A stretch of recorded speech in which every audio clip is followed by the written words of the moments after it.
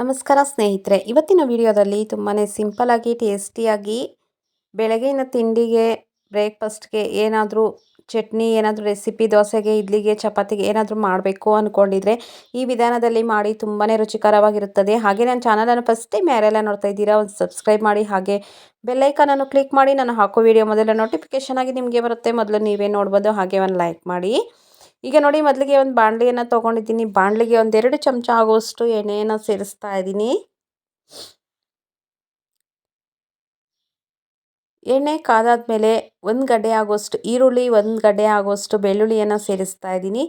ಇಷ್ಟನ್ನು ಹಾಕ್ಕೊಂಡು ಒಂದ್ಸತಿ ಮಿಕ್ಸ್ ಮಾಡ್ಕೋಬೇಕಾಗುತ್ತೆ. ಹಾಕ್ಕೊಂಡು ಸ್ವಲ್ಪ ಫ್ರೈ ಮಾಡ್ಕೋಬೇಕು. ನೋಡಿ, ಅರ್ಧ ಭಾಗದಷ್ಟು ಫ್ರೈ ಆಗಿದೆ. ಈಗ ಇದಕ್ಕೆ ಸ್ವಲ್ಪ ಕರಿಬೇವನ್ನು ಸೇರಿಸ್ತಾ ಇದ್ದೀನಿ. ಹಾಗೆ 1 ಟೀ ಚಮಚದಷ್ಟು ಜೀರಿಗೆಯನ್ನು ಸೇರಿಸ್ತಾ ಇದ್ದೀನಿ. 5 ರಿಂದ 6 ಕಾಳು ಮೆಣಸನ್ನು ಸೇರಿಸ್ತಾ ಇದ್ದೀನಿ. ಇಷ್ಟನ್ನು ಹಾಕ್ಕೊಂಡು ಇವನು ಅಷ್ಟೇ ಸ್ವಲ್ಪ ಫ್ರೈ ಮಾಡ್ಕೋಬೇಕು. ಫ್ರೈ ಆದ ನಂತರ ಒಂದು 10 ರಿಂದ 12 ಟೊಮೊಟೊವನ್ನು ಸಣ್ಣದಾಗಿ ಕಟ್ ಮಾಡ್ಕೊಂಡಿದ್ದೀನಿ. ಆ ಟೊಮೊಟೊವನ್ನು ಇದಕ್ಕೆ ಸೇರಿಸ್ತಾ ಇದ್ದೀನಿ. ಸೇರಿಸ್ಬಿಟ್ಟು ಟೊಮೊಟೊ ಎಲ್ಲ ಸಾಫ್ಟ್ ಆಗೋವರೆಗೂ ಚೆನ್ನಾಗಿ ಫ್ರೈ ಮಾಡ್ಕೋಬೇಕಾಗುತ್ತೆ, ಮಿಕ್ಸ್ ಮಾಡಿಕೊಂಡು ಆಗಾಗ. ಈಗ ಇದಕ್ಕೆ ಖಾರಕ್ಕೆ ನಮಗೆ ನೋಡಿಕೊಂಡು ಹಸಿಮೆಣ್ಸಿನ್ಕಾಯಿ ಆದರೂ ಬಳಸ್ಬೋದು. ನಾನಿಲ್ಲಿ ಒಣಮೆಣ್ಸಿನ್ಕಾಯಿನ ಬಳಸ್ತಾ ಇದ್ದೀನಿ. 7 ರಿಂದ 8 ಒಣಮೆಣ್ಸಿನ್ಕಾಯಿನ ಬಳಸ್ತಾ ಇದ್ದೀನಿ. ಹಾಗೆ ರುಚಿಗೆ ತಕ್ಕಷ್ಟು ಉಪ್ಪನ್ನು ಸೇರಿಸ್ತಾ ಇದ್ದೀನಿ. ಇಷ್ಟನ್ನು ಹಾಕ್ಕೊಂಡು ಟೊಮೊಟೊ ಜೊತೆಗೆ ಚೆನ್ನಾಗಿ ಫ್ರೈ ಮಾಡ್ಕೋಬೇಕಾಗುತ್ತೆ. ಟೊಮೊಟೊ ಎಲ್ಲ ಸಾಫ್ಟ್ ಆಗೋವರೆಗೂ ಚೆನ್ನಾಗಿ ಫ್ರೈ ಮಾಡ್ಕೋಬೇಕು. ಚಟ್ನಿ ಅನ್ನೋದು ತುಂಬಾ ಚೆನ್ನಾಗಿ ಬರುತ್ತೆ. ಒಂದು ಸತಿ ಟ್ರೈ ಮಾಡಿ ನೋಡಿ. ಬೇಗನೂ ಆಗುತ್ತೆ, ಸಿಂಪಲಾಗೂ ಮಾಡ್ಕೋಬೋದು. ಇಡ್ಲಿಗೆ, ದೋಸೆಗೆ, ಚಪಾತಿಗೆ, ಇಡ್ಲಿಗೆ ಎಲ್ಲನೂ ಸರಿ ಹೊಂದುತ್ತೆ. ಹಾಗೆ ಇದಕ್ಕೆ ನನ್ನ ಕೈಯಲ್ಲಿ 1 ಹಿಡಿ ಆಗೋಷ್ಟು ಕಡಲೆಬೀಜವನ್ನು ಸೇರಿಸ್ತಾ ಇದ್ದೀನಿ. ಇದು ಹುರಿದಿರೋ ಕಡಲೆಬೀಜ. ಹಸಿ ಕಡಲೆಬೀಜ ಆದರೆ ಮೊದಲೇ ಸೇರಿಸ್ಬೇಕಾಗುತ್ತೆ, ಮೊದಲೇ ಹಾಕ್ಕೊಂಡು ಹುರ್ಕೋಬೇಕಾಗುತ್ತೆ. ಈಗ ನೋಡಿ, ಟೊಮೊಟೊ ಎಲ್ಲ ಸಾಫ್ಟಾಗಿ ಆಗಿದೆ. ಲಾಸ್ಟಲ್ಲಿ ಸ್ವಲ್ಪ ಪುದೀನವನ್ನು ಸೇರಿಸ್ತಾ ಇದ್ದೀನಿ. ಹಾಗೆ ಸ್ವಲ್ಪ ಕೊತ್ತಂಬರಿಯನ್ನು ಸೇರಿಸ್ತಾ ಇದ್ದೀನಿ. ಇವೆಲ್ಲ ಸೇರಿಸ್ಕೊಂಡು ಒಂದ್ಸತಿ ಎಲ್ಲ ಮಿಕ್ಸ್ ಮಾಡ್ಕೋಬೇಕಾಗುತ್ತೆ ನೀಟಾಗಿ. ಮಿಕ್ಸ್ ಮಾಡಿಕೊಂಡು ನೋಡಿ, ಸ್ಟವ್ ಆಫ್ ಮಾಡಿಬಿಟ್ಟು ಆರಿಸ್ಕೊಂಡು ಮಿಕ್ಸಿಗೆ ಹಾಕ್ಕೋಬೇಕಾಗುತ್ತೆ. ಬಿಸಿ ಬಿಸಿ ಹಾಕಿದ್ರೆ ಏನಾಗುತ್ತೆ ಅಂದರೆ ಎಗರಿಬಿಡುತ್ತೆ. ಬಿಸಿ ಹಾಕೋದ್ರಿಂದ ಟೊಮೊಟೊ ಅನ್ನೋದು ನೋಡಿ ಎಷ್ಟು ಸಾಫ್ಟ್ ಆಗಿದೆ. ನಾನು ಸಾಫ್ಟ್ ಆದಮೇಲೆ ಸ್ಟವ್ ಆಫ್ ಮಾಡಿಬಿಟ್ಟು ಇಡ್ತಾಯಿದ್ದೀನಿ.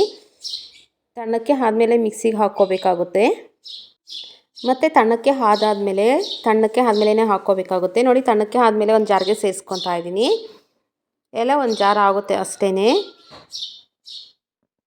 ಎಲ್ಲ ಜಾರ್ಗೆ ಸೇರಿಸ್ಕೊಂಡು ಆ ಬಾಣಲಿನೂ ಅಷ್ಟೇ ಸ್ವಲ್ಪ ನೀರನ್ನು ಸೇರಿಸ್ಬಿಟ್ಟು ತೊಳೆದ್ಬಿಟ್ಟು ಆ ನೀರನ್ನು ಸೇರಿಸ್ಕೊತಾ ಇದ್ದೀನಿ. ಈಗ ನೋಡಿ, ಎಷ್ಟು ನೊಣಕ್ಕೆ ಆಗುತ್ತೋ ಅಷ್ಟು ನೊಣಕ್ಕೆ ರುಬ್ಕೋಬೇಕಾಗುತ್ತೆ. ನೀವಿಲ್ಲಿ ಬೇಕು ಅಂದರೆ ಕೊಬ್ಬರಿಯನ್ನು ಅಷ್ಟೇ ಸೇರಿಸ್ಕೋಬೋದು. ನಾನು ಕೊಬ್ಬರಿ ಏನು ಸೇರಿಸಿಲ್ಲ, ಬರೀ ಕಡಲೆಬೀಜ ಟೊಮೊಟೊ ಅಷ್ಟೇ ಸೇರಿಸಿದ್ದೀನಿ. ನೋಡಿ, ನೊಣಕ್ಕೆ ರುಬ್ಕೊಂಡು ಬಂದಿದ್ದೀನಿ. ಎಷ್ಟು ನೊಣಕ್ಕೆ ಆಗುತ್ತೋ ಅಷ್ಟು ನೊಣಕ್ಕೆ ರುಬ್ಕೊಂಡು ಬಂದಿದ್ದೀನಿ. ನೋಡಿ, ರುಬ್ಕೊಂಬಂದು ಸೈಡ್ಗೆ ಇಟ್ಕೊಂಡಿದ್ದೀನಿ.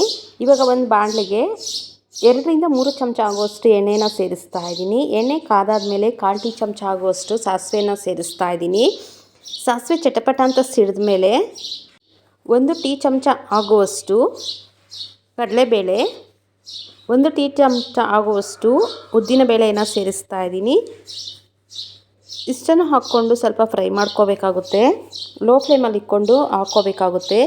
ಇವೆರಡು ಫ್ರೈ ಆದಮೇಲೆ, ಕಡಲೆಬೀಜ ಮತ್ತು ಉದ್ದಿನಬೇಳೆ ಫ್ರೈ ಆದಮೇಲೆ 1 ಗಡ್ಡೆ ಆಗೋಷ್ಟು ಈರುಳ್ಳಿ, ಸ್ವಲ್ಪ ಕರಿಬೇವು, 2 ಒಣಮೆಣ್ಸಿನ್ಕಾಯಿನ ಹಾಕ್ಕೊಂಡು ಈರುಳ್ಳಿ ಎಲ್ಲ ಚೆನ್ನಾಗಿ ಫ್ರೈ ಮಾಡ್ಕೋಬೇಕು.